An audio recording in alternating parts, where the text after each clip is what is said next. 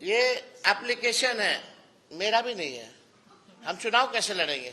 बाद चुनाव आयोग ने और पटना के DM district magistrate doctor Thiyagarajan ने पूरे सच्चाई को सामने जस का तस रख दिया।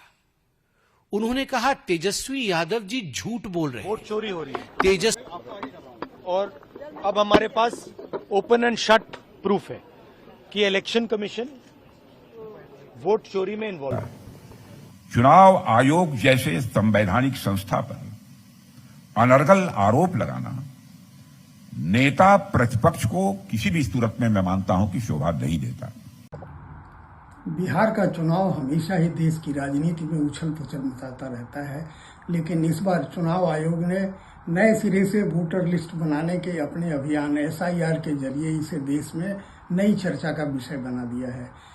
1 अगस्त को नए लिस्ट का मसौदा जारी हुआ, जिसमें 66 लाख वोटर गायब दिखाए गए हैं।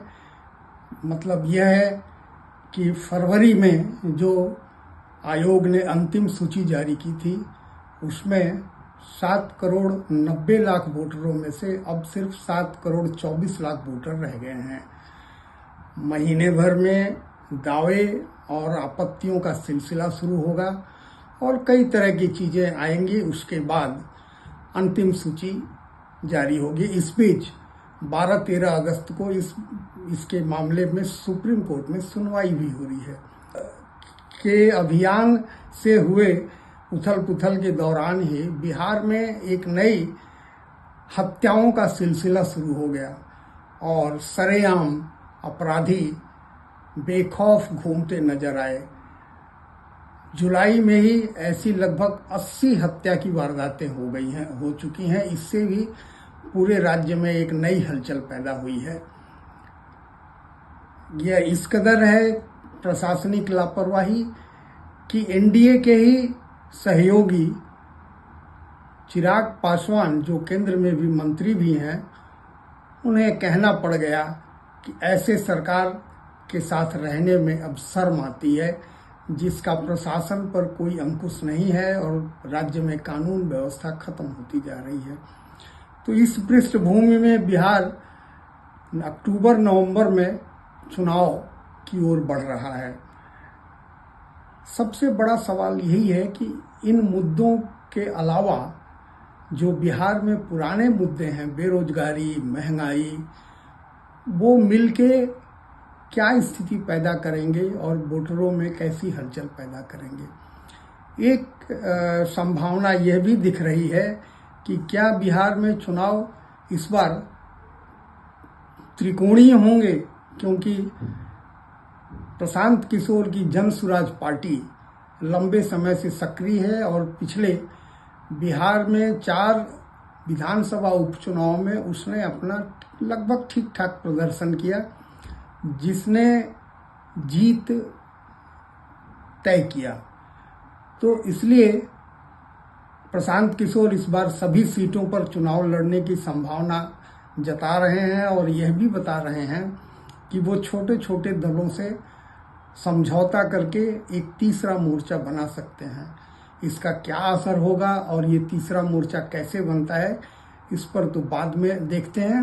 अभी फिलहाल ये देखते हैं कि सबसे बड़ा जो मुकाबला है वो एनडीए और महागठबंधन के बीच में होने वाला है। महागठबंधन की में राजद, कांग्रेस व वामपंथी पार्टियों की एकजुटता मजबूती से दिख रही है और अभी तक ऐसी मोटे तौर पर कोई खास ये नहीं आया है जिससे कि उनमें किसी तरह की कोई अनबन हो।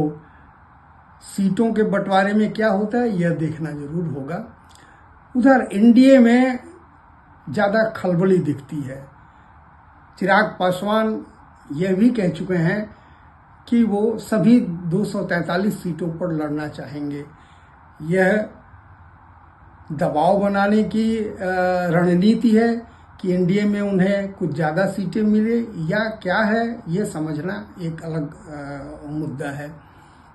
लेकिन सबसे ज़्यादा खलबली शायद जेडीयू में भी दिख रही है।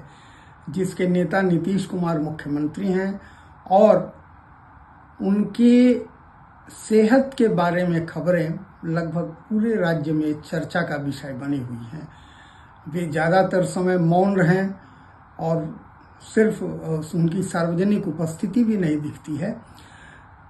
इससे जो जेडीयू का बड़ा वोट बैंक है अति पिछड़ी जातियों, महादलितों और महिलाओं में, उसके बिखरने की संभावना प्रबल हो गई है।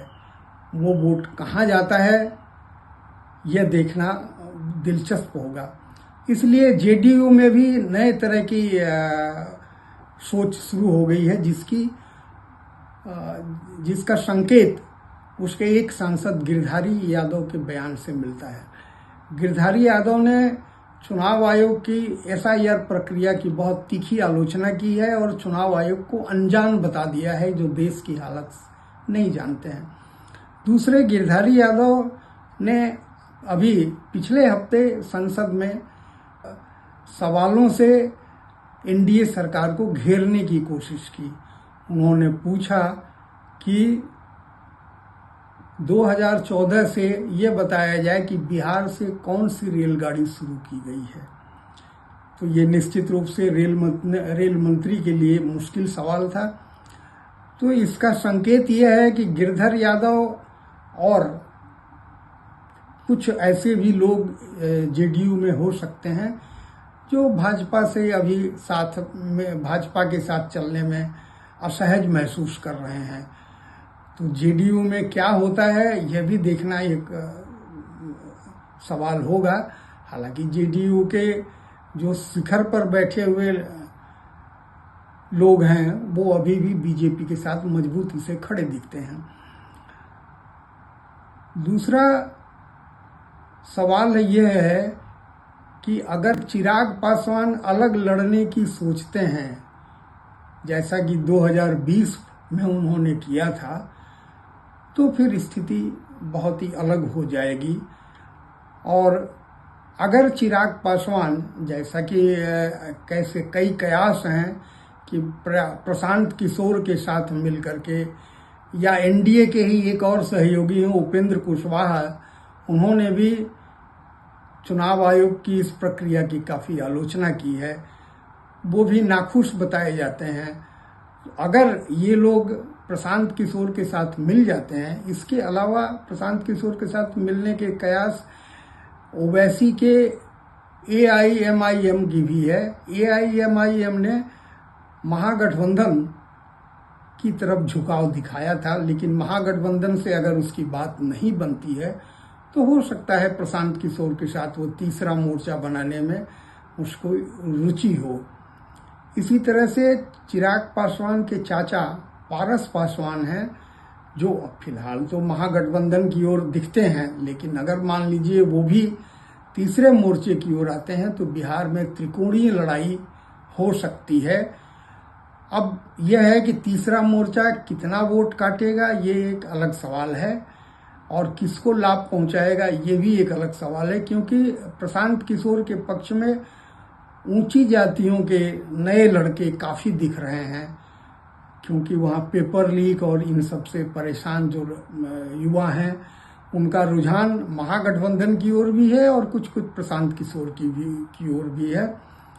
तो ऐसे में क्या स्थिति बनती है यह देखना एक बहुत ही दिलचस्प होगा। तो बिहार पर नज़र रखिए, और बिहार नई राजनीति में नई तस्वीर लेकर उभर सकता है।